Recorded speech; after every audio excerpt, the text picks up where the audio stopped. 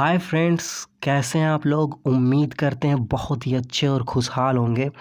दोस्तों, आज आप लोगों के बीच में मैं मॉक टेस्ट फर्स्ट लेके आया हूं, जो कि सामान्य हिंदी विषय से संबंधित है। जो मेरे दोस्त यूपी टेट की तैयारी करते हैं, सुपर टेट की तैयारी करते हैं या यूपीएसआई की तैयारी करते हैं, उनके लिए ये वीडियो बहुत ही महत्वपूर्ण होने वाला है। दोस्तों, ये जो मॉक टेस्ट है, इसमें कुल 10 महत्वपूर्ण प्रश्न हैं, जिस पे आज क्रमवार हम लोग चर्चा करेंगे। ज़्यादा टाइम नहीं लेंगे दोस्तों, चलिए मॉक टेस्ट को स्टार्ट करते हैं और देखते हैं मॉक टेस्ट का पहला प्रश्न क्या है। दोस्तों, प्रश्न 1 आप लोग के स्क्रीन पे ये रहा। ये कह रहा है दोस्तों कि चौराहा में कौन सा समास है। जी हाँ दोस्तों, ये बात कर रहा है समास की। इसके 4 ऑप्शन दे दिए गए हैं, आप लोग देख सकते हैं। ऑप्शन ए है बहुब्रीहि समास, ऑप्शन बी है द्वंद्व समास, ऑप्शन सी है द्विगु समास, ऑप्शन डी है तत्पुरुष समास। चलिए दोस्तों, हम लोग जानते हैं कि प्रश्न 1 का राइट आंसर क्या होगा।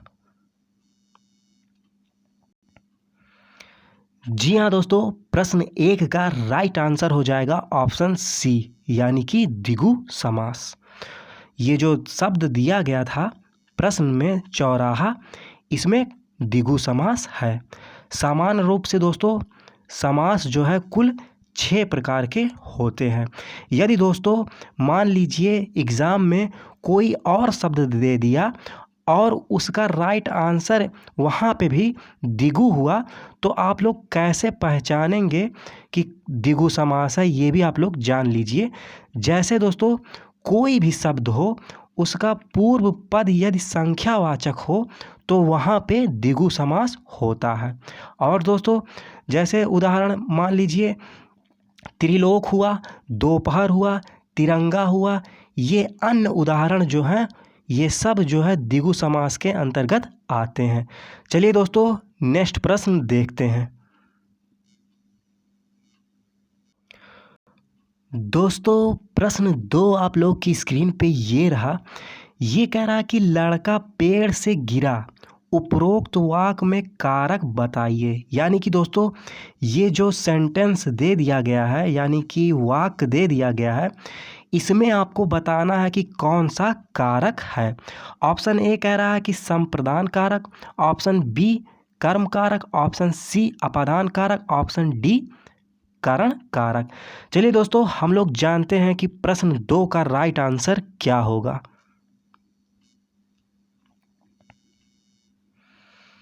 जी हाँ दोस्तों, प्रश्न 2 का राइट आंसर हो जाएगा अपादान कारक। यानी कि दोस्तों ये जो सेंटेंस दिया था कि लड़का पेड़ से गिरा, इसमें जो है दोस्तों अपादान कारक है। दोस्तों अपादान कारक पहचानने का तरीका होता है, 2 तरीका मैं आप लोगों को बताऊंगा। जैसे जो वाक्य दिया रहता है उसमें से का प्रयोग, वहाँ पे अपादान कारक होता है। अधिकांश वाक्य जो रहेंगे उसमें आपको से ज़रूर मिलेंगे। इससे आप लोग पहचान सकेंगे कि ये अपादान कारक है। दूसरा तरीका दोस्तों, एक तरीका ये हो गया, एक तरीका और है कि जो वाक्य रहता है उसमें अलगाव हो। जिस वाक्य में अलगाव होता है वहाँ पे अपादान कारक होता है। जैसे दोस्तों इस प्रश्न में कह रहा था कि लड़का पेड़ से गिरा, यानी कि पेड़ पे था, पेड़ से अलग होके नीचे आ गया, यानी कि अलगाव हुआ, तो वहाँ पे अपादान कारक हुआ। सामान्य रूप से दोस्तों कारक जो होते हैं वो 8 प्रकार के होते हैं, ये भी आप लोग याद रखिएगा। चलिए मॉक टेस्ट का नेक्स्ट प्रश्न देखते हैं। दोस्तों प्रश्न 3 आप लोग की स्क्रीन पे ये रहा। ये कह रहा है कि वर्तनी के अनुसार शब्द का शुद्ध रूप चुनिए। जी हाँ दोस्तों, वर्तनी शुद्ध वाला भी प्रश्न एग्ज़ाम में बहुत ज़्यादा पूछा जाता है और लोग इसमें जो छात्र होते हैं इसमें प्रश्न को गलत भी कर देते हैं। इसलिए दोस्तों आप लोग वर्तनी का बहुत खूब प्रैक्टिस करिए, उसके बाद ही एग्ज़ाम में जाइए, क्योंकि इसमें आसान प्रश्न दोस्तों लोग गलत करके चले आते हैं। जैसे दोस्तों ये प्रश्न दे दिया है, इसमें आपको पहचानना है कि शुद्ध वर्तनी के अनुसार कौन सा लिखा हुआ है, आप लोग स्क्रीन पे देख सकते होंगे। चलिए हम लोग जानते हैं कि प्रश्न 3 का राइट आंसर क्या है, यानी कि पुरस्कार को शुद्ध रूप से कैसे लिखा जाता है। जी हाँ दोस्तों, इस प्रश्न का राइट आंसर हो जाएगा ऑप्शन डी, यानी कि पुरस्कार जो है, हम पुरस्कार को इस प्रकार से शुद्ध वर्तनी के रूप में लिखेंगे। चलिए दोस्तों प्रश्न 4 देखते हैं। दोस्तों प्रश्न 4 आप लोग की स्क्रीन पे ये रहा। ये कह रहा कि पुत्री का पर्यायवाची शब्द नहीं है। जी हाँ दोस्तों, पहले तो आप लोग ध्यान दीजिएगा, प्रश्न में ये पूछ रहा पुत्री का पर्यायवाची, और फिर कह रहा दोस्तों कौन सा शब्द नहीं है। दोस्तों एग्ज़ाम में ये आप लोग याद रखिएगा कि जब भी आप एग्ज़ाम में जाइएगा, आप लोग प्रश्न को बहुत ही शांत होके पढ़िएगा, क्योंकि प्रश्न में जहाँ पे नहीं रहता है, बहुत लोग हाँ प्रश्न समझ के टिक लगा के चले आते हैं और बाद में घर पे आके देखते हैं तो प्रश्न कुछ और पूछता है, जिससे उनका प्रश्न, सरल प्रश्न जो होता है वो गलत हो जाता है। तो इसमें प्रश्न कह रहा है कि पुत्री का पर्यायवाची शब्द नहीं है। ऑप्शन ए है तनय, ऑप्शन बी है सुता, ऑप्शन सी है आत्मजा, ऑप्शन डी है दुहिता। चलिए दोस्तों हम लोग जानते हैं कि पुत्री का पर्यायवाची शब्द कौन सा नहीं है। जी हाँ दोस्तों, प्रश्न 4 का राइट आंसर हो जाएगा ऑप्शन ए, यानी कि तनय जो है वो पुत्री का पर्यायवाची शब्द नहीं है। आप लोग ये भी याद रखिएगा दोस्तों कि सुता, आत्मजा और दुहिता ये पुत्री के पर्यायवाची शब्द हैं। तनय जो शब्द है दोस्तों, ये पुत्र का पर्यायवाची शब्द है, ये भी आप लोग याद रखिएगा। चलिए दोस्तों मॉक टेस्ट का प्रश्न 5 देखते हैं। दोस्तों प्रश्न 5 आप लोग की स्क्रीन पे ये रहा। ये कह रहा है कि निम्नलिखित में से कौन सा शब्द कमल का पर्यायवाची शब्द नहीं है। जी हाँ दोस्तों, इस प्रश्न में भी कमल का पर्यायवाची पूछ रहा है और कह रहा है कि पर्यायवाची जो कमल का नहीं है उसकी पहचान आपको करनी है। इसके 4 ऑप्शन दे दिए गए, आप लोग स्क्रीन पे देख सकते हैं। ऑप्शन ए है सरोज, ऑप्शन बी है अरविंद, ऑप्शन सी है सलिल, ऑप्शन डी है पंकज। चलिए दोस्तों हम लोग जानते हैं कि प्रश्न 5 का राइट आंसर क्या होगा। जी हाँ दोस्तों, प्रश्न 5 का राइट आंसर हो जाएगा ऑप्शन सी, यानी कि सलिल जो है वो कमल का पर्यायवाची शब्द नहीं होता है। दोस्तों आप लोग कमल का पर्यायवाची भी बहुत अच्छे से याद करके एग्ज़ाम में जाइएगा, खास करके यूपी टेट के एग्ज़ाम में हुआ या सुपर टेट का एग्ज़ाम हुआ, उसमें पर्यायवाची बहुत पूछता है। तो दोस्तों कमल का पर्यायवाची सरोज भी होता है, अरविंद भी होता है और पंकज भी होता है। ये दोस्तों जो ऑप्शन सी था सलिल, सलिल जो है दोस्तों वो जल का पर्यायवाची है, ये भी आप लोग याद रखिएगा। चलिए दोस्तों मॉक टेस्ट का प्रश्न 6 देखते हैं। दोस्तों प्रश्न 6 आप लोग की स्क्रीन पे ये रहा। ये कह रहा है कि निम्नलिखित शब्दों में के दिए गए विकल्प में तत्सम शब्द का चयन कीजिए। जी हाँ दोस्तों, प्रश्न का कहने का मतलब ये है कि जो आपको 4 विकल्प स्क्रीन पे दिख रहे हैं, आपको उसमें तत्सम कौन सा शब्द है उसकी पहचान करनी है। दोस्तों आप लोग ये भी याद रखिएगा कि तत्सम शब्द का पहचान किस प्रकार से किया जाता है।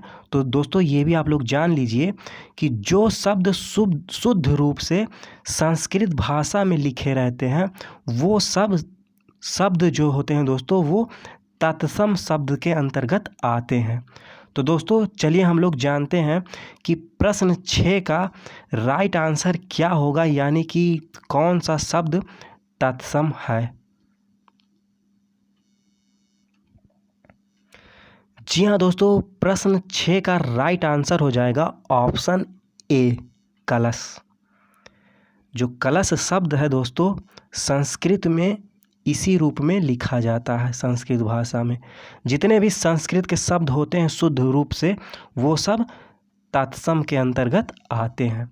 दोस्तों एक चीज़ ये भी है, ये भी आप लोग याद रखिएगा कि स्रोत या इतिहास के आधार पे शब्द जो होते हैं दोस्तों, वो 5 प्रकार के होते हैं। पहला तत्सम, दूसरा तद्भव, तीसरा देशज, चौथा विदेशज और 5वां जो होता है दोस्तों वो है संकर। चलिए दोस्तों मॉक टेस्ट का हम लोग प्रश्न 7 देखते हैं। दोस्तों प्रश्न 7 आप लोग की स्क्रीन पे ये रहा। ये कह रहा है दोस्तों कि निम्नलिखित शब्द का संधि विच्छेद क्या होगा। जी हाँ दोस्तों, शब्द दे दिया गया है भानुदय।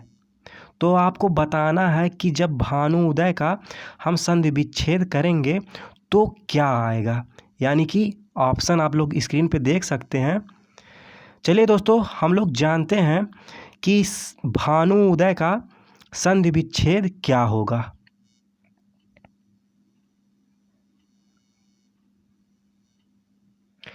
जी हाँ दोस्तों, इस प्रश्न का राइट आंसर हो जाएगा ऑप्शन बी, यानी कि भानुधन उदय। ऑप्शन बी जो है इसका सही हो जाएगा। दोस्तों आप लोग ये भी याद रखिएगा, ये जो भानुदय शब्द है कभी कभी शुद्ध वर्तनी के रूप में लिखने के लिए भी ये प्रश्न आता है। तो ये भी आप लोग याद रखिएगा कि भानुदय किस प्रकार से लिखाएगा। दोस्तों संधि जो होती है सामान्य रूप से 3 प्रकार की होती है, ये भी आप लोग याद रखिएगा। पहला है स्वर संधि, दूसरा है व्यंजन संधि और तीसरा है वो है विसर्ग संधि। चलिए दोस्तों प्रश्न 8 देखते हैं। दोस्तों प्रश्न 8 आप लोग की स्क्रीन पे ये रहा। ये कह रहा है कि निम्नलिखित में योग रूढ़ शब्द चुनिए। जी हाँ दोस्तों, योग रूढ़ की बात कर रहा है। दोस्तों आप लोग ये भी याद रखिएगा कि रचना के आधार पे शब्द 3 प्रकार के होते हैं। पहला होता है रूढ़, दूसरा होता है यौगिक और तीसरा होता है योग रूढ़। तो दोस्तों यही वो पूछ रहा है कि योग रूढ़ शब्द कौन सा है। इसके 4 ऑप्शन दे दिए गए हैं, आप लोग देख सकते हैं। ऑप्शन ए है पीला, ऑप्शन बी है चक्रपाणी, ऑप्शन सी है दूध वाला, ऑप्शन डी है नैन। चलिए दोस्तों हम लोग जानते हैं कि प्रश्न 8 का राइट आंसर क्या होगा।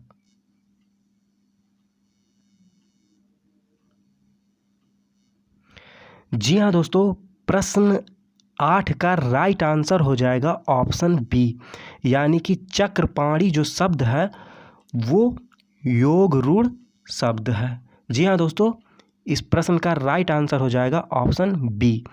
चलिए दोस्तों हम लोग प्रश्न 9 देखते हैं।